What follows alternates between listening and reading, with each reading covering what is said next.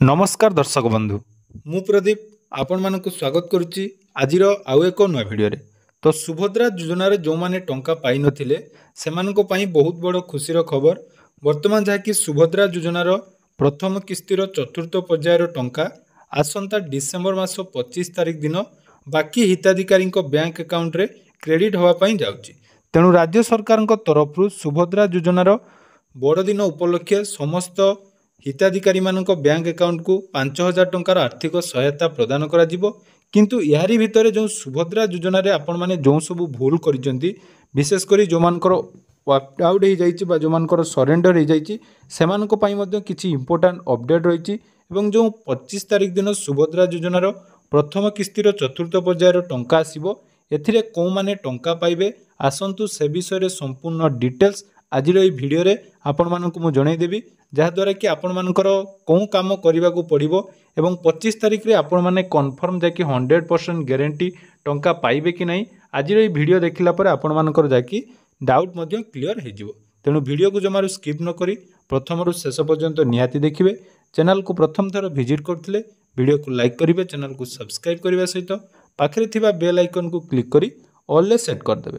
तो देखंतु जो अपडेट टी वर्तमान आसीची सुभद्रा योजनार प्रथम किस्तिर चतुर्थ पर्यायर टंका तो ये चतुर्थ पर्यायर कौ मानक टंका मिलिबो ऑलरेडी प्रथम तीनोटी पर्यायर राज्य सरकार तरफ 80 लाख रु ऊर्ध्व हिताधिकारी को जाकि टंका मिली सारी। तेणु वर्तमान जो रिपोर्ट टी रही आपण मानक मध्य मु देखाउची थे कि आपण माने देखुथिबे सुभद्रा टंका डिसेम्बर 25 रे मिलिबो प्रथम किस्तिर चतुर्थ पर्यायर टंका। तेणु सुभद्रा योजना अधीन तृतीय पर्याय सुधा राज्य में मोट 80 लाख रु ऊर्ध्व हिताधिकारी को 5,000 टंका लेखाएं प्रथम किस्ती अर्थ प्रदान करा जाइछि। तेणु यारी परे जो डिसेम्बर 25 तारिख रे चतुर्थ पर्याय हिताधिकारी को अर्थ प्रेरण करा जिबाकु प्रस्तुति जारी रही। एथि सहित नुआ आवेदनकारी समेत अद्यावधि सहायता पाई पारि नथिबा दस्तखतकारी बा हिताधिकारी आवेदन जांच प्रक्रिया को त्वरान्वित करिया पई मध्य निर्देश दिया जाइछि।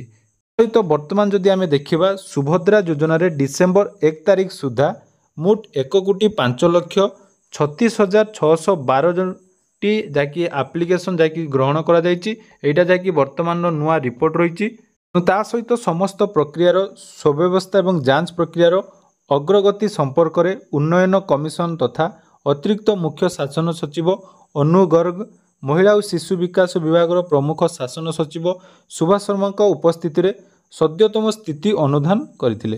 तेणु या सहित देखंतु आपण मानकर जो कौ माने टंका पाइबे 24 तारिख दिन डिसेम्बर 6 तारिख सुधा देखंतु एटा गोटे बहुत बड़ इंपोर्टेंट अपडेट जहाँकि आसंता काली आपण माने डिसेम्बर 6 तारिख सुधा योग्य हिताधिकारी एवं अयोग्य तालिका ब्लॉक सहरांचल बा महानगर निगम स्तर में प्रकाश करा जिवो। मने रखंतु जे कौन टंका मिलिबो तार लिस्ट मध्य वर्तमान जाकि सरकार तरफ ऑलरेडी 25 तारिख पूर्व अर्थात 6 तारिख दिन आपण मानकर पब्लिश हो जहाँद्वारा कि आपण मानकर जदि अयोग्यतार ना अच्छी ताहले 7 दिन पर्यंत आपण एने जाकि कंप्लेन करि पारिबे। तेणु पूर्वर आवेदन करिथिबा योग्य हिताधिकारी को केउ कारण जुगु सेमानकर अर्थ जाकि वर्तमान सुधा प्रेरण करा जाय नै से विषय में डिटेल सेठारे मेंशन करा दै जिवो। तेणु हिताधिकारी को सीधा सड़क अर्थ प्रेरण रे रहुथुबा समस्या संपर्क में अनुध्यान करिया पई अंगनवाड़ी कर्मचारी एवं बैंक मित्र आदि क्षेत्र स्तरीय जांच टीम रो कर्मकर्ता को सेमानक पाखरे पहुंचई सचेतन भित्तिक कार्यक्रम बढ़ाइया पई जाकि निर्देश दिया जायछि।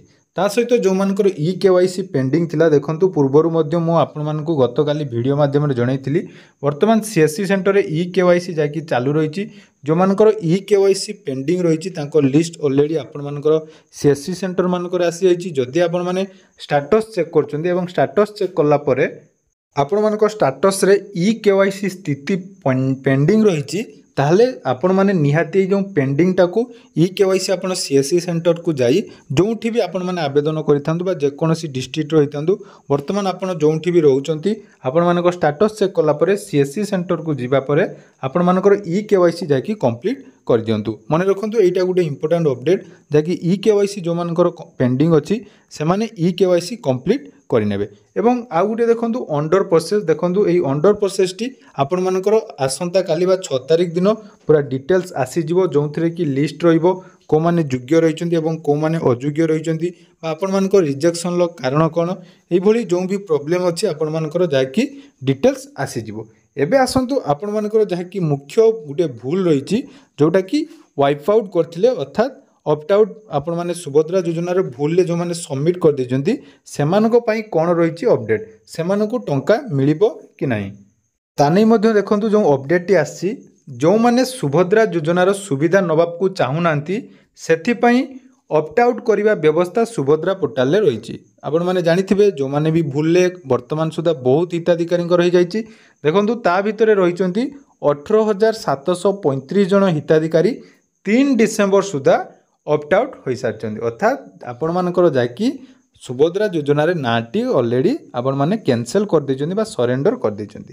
ତେଣୁ ସେମାନଙ୍କ ପାଇଁ କ'ଣ ରହିଛି ଦେଖନ୍ତୁ ପ୍ରୋସେସ୍, ଯେ ଏହାଦ୍ୱାରା ପ୍ରକ୍ରାନ୍ତରେ ଅନ୍ୟ ଜଣେ ହିତାଧିକାରୀ ଉପକୃତ ହେଉଥିଲେ ସୁଦ୍ଧା, ଅର୍ଥାତ୍ ଆପଣମାନଙ୍କର ଯେଉଁ ରିଜେକ୍ଟ ହୋଇଯାଇଛି ତା ପ୍ରତିବଦଳରେ ଆଉ ଜଣକ ଯାହାକି ଟଙ୍କା ମିଳିବ। ଯେହେତୁ ଆପଣମାନଙ୍କର ପର୍ଯ୍ୟାୟକ୍ରମରେ ଟଙ୍କା ମିଳୁଛି, ଆପଣମାନେ ଭୁଲ କରିଦେଇଛନ୍ତି ଏବଂ ଆପଣମାନଙ୍କର ଅପ୍ଟ ଆଉଟ୍ ହୋଇଯାଇଛି, ତେଣୁ ଆପଣମାନଙ୍କ ପରିବର୍ତ୍ତେ ଅନ୍ୟ ଜଣକୁ ଟଙ୍କା ମିଳିବ। କିନ୍ତୁ ଦେଖନ୍ତୁ ଆହୁରି ଗୋଟିଏ ଗୁରୁତ୍ୱପୂର୍ଣ୍ଣ ସୂଚନା, ଯେଉଁଟାକି ଏହା ଯଦି ସମ୍ପୃକ୍ତ ହିତାଧିକାରୀଙ୍କ ଇଚ୍ଛା ଅନୁସାରେ ହେଉନଥାଏ ତାହେଲେ ସେ ବିଷୟରେ ସେମାନଙ୍କୁ ସଚେତନ କରାଯିବାକୁ ବୈଠକରେ ଗୁରୁତ୍ୱ ଦିଆଯାଇଥିଲା। ଅର୍ଥାତ୍ ଯଦି ଆପଣମାନେ ଭୁଲରେ ସେଇ ଅପ୍ଟ ଆଉଟ୍ଟି କରିଦେଇଛନ୍ତି ତାହେଲେ ଆପଣମାନଙ୍କ ପାଇଁ ମଧ୍ୟ ସରକାରଙ୍କ ତରଫରୁ ଖୁବ୍ ଜଲ୍ଦି ଯାହାକି ଅପସନ୍ ଆସିବ, ଯେଉଁଟାକି ଆପଣମାନେ ଭୁଲବଶତଃ ଯଦି କରିଦେଇଛନ୍ତି ତାହେଲେ ଆପଣମାନଙ୍କର କ'ଣ ରହିବ ନା ସେଇ ତା'ର ଗୋଟେ ଯାହାକି ଭେରିଫିକେସନ୍ ହେବ ବା ଆପଣମାନେ ଯେଉଁ ଅଥରିଟି ରହିଛନ୍ତି ସେମାନଙ୍କୁ କହିଲା ପରେ ନିହାତି ଏନେଇ ଗୋଟେ ପଦକ୍ଷେପ ଖୁବ୍ ଜଲ୍ଦି ସରକାର ନେବା ପାଇଁ ଯାଉଛନ୍ତି।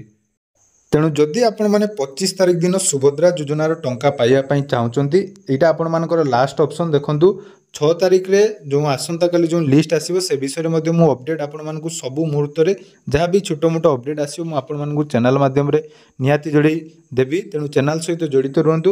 ତେଣୁ କେଉଁମାନଙ୍କୁ ମିଳିବ, ଯେଉଁମାନଙ୍କର KYC ବର୍ତ୍ତମାନ ସୁଦ୍ଧା ପେଣ୍ଡିଂ ରହିଛି ସେମାନେ KYC ଯାଇକି କମ୍ପ୍ଲିଟ୍ କରିଦିଅନ୍ତୁ। ଆପଣମାନଙ୍କ ପାଖରେ ବହୁତ କମ୍ ସମୟ ରହିଛି। ସମସ୍ତ CSC ସେଣ୍ଟରରେ ଆପଣମାନେ ଷ୍ଟାଟସ୍ ଚେକ୍ କଲା ପରେ ଯଦି ପେଣ୍ଡିଂ ଶୋ କରୁଛି KYC, ଆପଣମାନେ CSC ସେଣ୍ଟରକୁ ଯାଇ KYC କ୍ଲିୟର କରିପାରିବେ। ତା ସହିତ 2 ନମ୍ବର ରହିଛି ଯେଉଁମାନଙ୍କର ଅପ୍ଟ ଆଉଟ୍ ହୋଇଯାଇଥିଲା ସେମାନଙ୍କ ପାଇଁ ଯେଉଁ ସରକାରଙ୍କର କହିବା ଅନୁସାରେ ଯଦି ଆପଣମାନଙ୍କର ଭୁଲ ବଶତଃ ହେଇଛି ତାହେଲେ ତାକୁ ପୁନର୍ବିଚାର କରିବେ ଏବଂ ସରକାରଙ୍କ ତରଫରୁ ଯେଉଁ 7 ଦିନର ଅବଧି ଦିଆଯାଇଛି ସେ 7 ଦିନ ମଧ୍ୟରେ ଆପଣମାନଙ୍କୁ ଯାହାକି କମ୍ପ୍ଲେନ୍ କରିବାର ଅପସନ୍ ଯାହାକି ଉଭୟ ଅଫଲାଇନ୍ ଏବଂ ଅନଲାଇନ୍ରେ ଉପଲବ୍ଧ ହେବ। ତେଣୁ ଆପଣମାନେ ଧୈର୍ଯ୍ୟ ଧରନ୍ତୁ। ଆପଣମାନଙ୍କୁ ମୁଁ ପୂର୍ବରୁ ମଧ୍ୟ କହିଥିଲି ଯେ ଆପଣମାନଙ୍କ ସହିତ ସବୁବେଳେ ଆମ ଚ୍ୟାନେଲରେ ମୁଁ ନିହାତି ଗୋଟେ ନୂଆ ଅପଡ଼େଟ୍ ନେଇ ଆସିବି, ଯାହାଦ୍ୱାରା କି ଆପଣମାନଙ୍କର ଯେଉଁ ଭୁଲଟି ଆପଣମାନେ କରିଦେଇଛନ୍ତି ସେମାନଙ୍କୁ ଖୁବ୍ ଜଲ୍ଦି ତା'ର ଭୁଲର କରେକ୍ସନ୍ ମଧ୍ୟ ହେବ ଏବଂ ଆପଣମାନଙ୍କୁ ନିହାତି ସୁଭଦ୍ରା ଯୋଜନାର ପ୍ରଥମ କିସ୍ତିର ଟଙ୍କା ଯାହାକି 25 ତାରିଖ ଦିନ ମିଳିବ। ତେଣୁ ଏହା ଥିଲା ଆଜିର ଅପଡ଼େଟ୍। ଆଶା କରୁଛି ଭିଡ଼ିଓଟି ଆପଣମାନଙ୍କୁ ନିହାତି ଭଲ ଲାଗିଥିବ। ଭିଡ଼ିଓଟି ଭଲ ଲାଗିଥିଲେ ଚ୍ୟାନେଲକୁ ସବସ୍କ୍ରାଇବ୍ କରିବେ ଏବଂ ଆମ ଟେଲିଗ୍ରାମ ଚ୍ୟାନେଲରେ ଯଦି ଏପର୍ଯ୍ୟନ୍ତ ଜଏନ୍ ହୋଇନାହାନ୍ତି ଡେସ୍କ୍ରିପ୍ସନରେ ଟେଲିଗ୍ରାମ ଚ୍ୟାନେଲରେ ଜଏନ୍ ହୋଇ ସବୁ ଯାହାକି ଡାଉଟ୍ର କ୍ଲିୟର ଆପଣମାନେ ସେଠାରେ କରିପାରିବେ। ଧନ୍ୟବାଦ।